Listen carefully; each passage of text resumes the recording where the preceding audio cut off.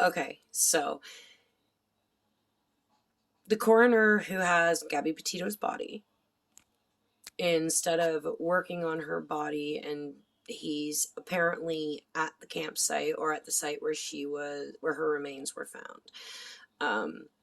Apparently they're focusing on 3 different areas in the Teton National Park where she was found. They say there have been a lot of bear tracks through there.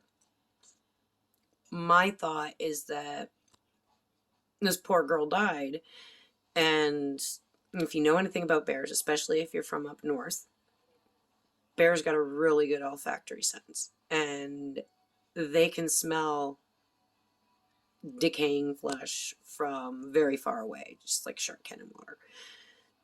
Probably not from as far, but from pretty far. So the fact that bears have been through that campsite is not, to me, surprising.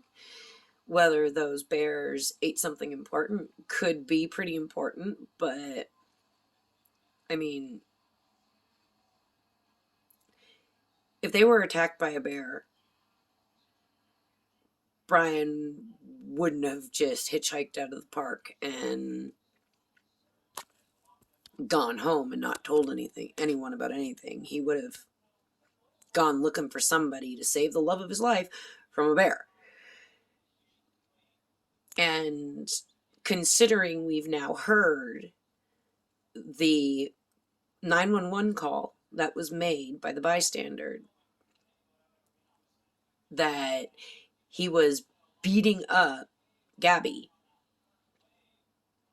like, I wonder how many times he put his hands on her and gaslit her to where she felt she needed to hide it from him.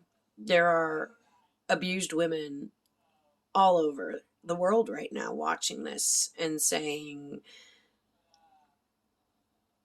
something, the police should have stepped in way back when they had her, when they pulled them over.